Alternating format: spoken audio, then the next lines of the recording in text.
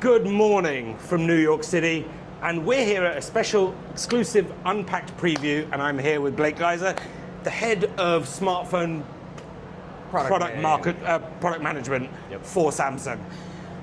We're here because after a fair degree of us asking for it, Samsung's finally proven that it knows that thin is most definitely in. Blake, thank you so much for taking the time to join me today. Absolutely. I want to come to the Fold 7 second. Okay. Let's just talk Flip for a second, because you guys you've adopted the previous design for the last few generations with the folder look, which is very iconic, has given way to the really impressive and extremely narrow Flip 7 with the bezels. What prompted the decision to go in that direction when you guys had kind of stuck with the folder look design and it was probably the biggest rival that went down that direction of the full screen? You know, we listened to our users. They wanted more usability out of that front, what we call the flex window, the cover screen. And we realized that, now was really the right time to do it because, not only do you get the full visualization that you do on that screen now, but you're also getting Galaxy AI built right into that. So you can just do so much more on that screen without ever having to open up your device. Which is, I think that's the iteration of foldables and flip phones in general have gone down that path where, with a book style foldable, it's understandable. You're going from smartphone to tablet. Here, you're almost going from smartphone to 4-inch kind of compact phone. At least that's the kind of approach we've seen from others. But with Samsung, the front experience on the previous generations with the folded design has always had let's say a more curated experience than if I look at a Razr, for example, which is somewhere over there, the Razr is, here's a small Android phone, it will work, it kind of optimizes, most things work fine, some things won't. Whereas you guys have been like, we're going to customize this experience. Do you see, does the Flip 7 continue down that path where this is our optimized apps and you need to go into Good Lock to run any other apps? Or is it more of a departure still towards you can do whatever you want on the front screen? So it's still more curated. We want to provide the best experience out of the box for our customers. We do recognize that some people want even more usability, so we've made Good Lock even more easy to discover on this. But what we really feel that the big kicker here is that we want you to be able to do so much more, and by bringing in Galaxy AI and our partnership with Google, with the things that we introduced with the S25 family of being able to do things seamlessly across apps with multimodality, bringing that to that front cover screen, now you can say, look for this restaurant, put it on my calendar at this time, and text my friend this message, all with one voice command, without ever having to open up your phone, send it, and you're on your way. If I go back to Razr for a second, they also went down the approach of, here's Google, here's Perplexity, here's Copilot, and whichever other AI you could possibly want other than OpenAI and ChatGPT, I think. But it seems like the kind of close partnership between Samsung and Google is Gemini's the one and only, or do you see a vision where you'll have giving users a choice of multiple kind of AI platforms to choose from? Right now, we just have such a close relationship with Google in that, we're building our AI into the Android framework, not on top of it, like some of those other ones that you've mentioned. This is at the root core. This is at the root, which is allowing it, instead of just reaching out and then giving you back information and then you're done there, our goal is to take clicks out of the user's hands. If you, to that earlier example, if you want to find the restaurant, a right restaurant, you want to put it on your calendar, you want directions and a reminder and text it to a friend, that's like 30 clicks. When it's built into the root Android system and it's able to then go reach out into Google Maps, into Samsung Notes, into your text messaging with RCS, all of those things, just being able to do it for you. We're more concerned about giving you the best experience than just every experience imaginable. I think that was a kind of, and I feel like that's been a Samsung way for a while. Like, it's not necessarily, we'll do everything that everyone does. We'll pick the right experiences that build our ecosystem of products. Talking of ecosystems, we naturally also find a similar kind of approach to this. You talk about doing things within apps. I'm really impressed by you guys being able to take that almost Apple Intelligence-like approach of, Apple Intelligence with Apple was, you can go into apps and do things, and it will do it for you. Gemini was originally generative and now moving in that direction, and it's, with the Flip, it's really nice to see you guys going, no, we'll go into Samsung Notes, we'll go into third parties, we'll be able to start taking it to that approach. And then you go on the Fold and you have the big screen, and it's like, generate in one, drag and drop in the other. Mm-hmm. But I think you know where I'm going to go with the big screen. Obviously there is, I asked you this earlier, but the one kind of downside, if you will, to existing users who may not be aware is the lack of digitizer, so the lack of S Pen. Do you mind just briefly kind of walking through the reasons why? It goes back to kind of what we talked about, really listening to our users. We had S Pen compatibility on previous Folds, but what we were really hearing from them is they want something super thin, super sleek. They wanted an updated aspect ratio, an even bigger screen with a battery that lasts, for days. And what we just saw is that the use of the S Pen, for our customers was very low. And by removing that digitizer screen, we were able to actually reinforce other aspects of the screen to improve durability. And the trade-off is you're getting a much more sleek, better feeling phone that's going to do more for you, that's more durable.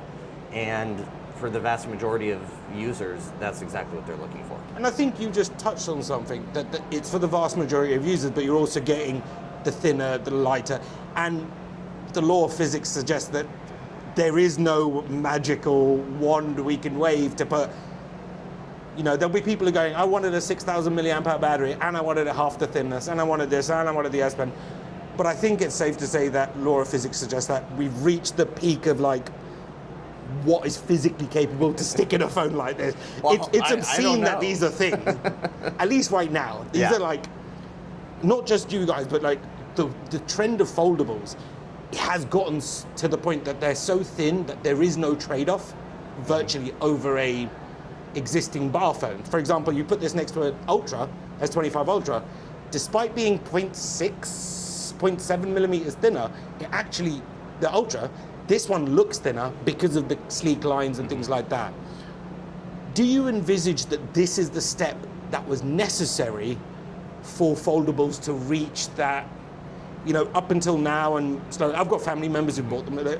They're not niche, because they're very much not niche, they're mainstream, but they're not the everyone walking down the street has one. Do you think this was the necessary step for phones to be that, so that they're basically the same as an existing candy bar phone? When it came to the Fold 7, our first goal was to make an extremely high-performing bar phone. And that was goal number one. And in order to do that, we had to make sure that the thickness was in line with traditional bar phones like the S25 Ultra. We had to make sure it had the camera of traditional, like the S25 Ultra, because then you're getting all of that and with this device. With the unfoldable. Because now when you unfold it, and kind of even touching back on the S Pen aspect of that, when it's unfolded and it's so big, you're not having to be so exact as you would on a traditional bar phone. And so not only do you have multi-windows, 2, 3, 4 multi-windows that you can put on this phone, you can take it even a step further than utilizing Gemini Live and say, look at this picture of my apartment on the right and this vision board I have on my left, and tell me how I can pull this together. And it understands, because we're building this really from the ground up. First time it's launching with Google Android 16, where it's purpose-driven to understand the differences between a traditional bar phone and a foldable phone, and to integrate those AI experiences more into each other. To kind of wrap this, one thing I definitely wanted to touch on, because I know this is something people care about a lot. with all foldables is the crease. And even though, as we've seen in some of my videos, you can see a crease. There is definitely a crease. It's visible, but no folding phone will have an invisible crease. To me, the visibility comes down to, can you feel it when running your finger over the top? The answer is you can't. Do you have any, how did you guys go from partial divots in previous to basically a seamless experience? The engineering of that hinge just blows your mind, especially when you can actually see the components real life. Foldable phones are not easy to make, by evidence that not everyone's making them. And some people who do have just stopped. Yep. And what, going back to the durability and the things that we did with the screen, so now even though it's much thinner, we've actually made the radius of the screen as you close it wider. So you can think of it more as like a teardrop rather than a U. Because the U is what's going to put the U is going to put a lot of stress right on that crease. Almost, yeah. Whereas, that teardrop, and then not only do we have that teardrop, the bottom layer of that screen is actually a titanium sheet, a very, very thin one. And then in the middle there where the crease is, there's a center bar that has a carbon fiber casing over that. So when you open it up, that center bar is actually pushing that crease back up to minimize what you're seeing on the crease and to maximize the durability. So you've got those separate components designing to reduce any divoting. So even if you were to leave it like that for a while, which is natural with anything with a crease, it would happen. The goal would be that center bar can at least minimize any support that center area, so that way you don't. Even if there's just less of a, you can see it briefly in the right shimmer, but it's always that pivot there. Feel. And as I pivot this, you can't see anything. Last question, because I know we're wrapping on time. Sorry. Colors. Yes. Because this is the first year Samsung decided not to do. Well, they've done 3 colors, but not to do a whole host of exclusive colors online. And instead there's 4 colors. 2-part question. Why the shift? And then I'll wrap with, what's your favorite color on both? So there are 3 colors, and really we do an extensive amount of color research. We want to make sure that the color palette that we provide has something for everyone.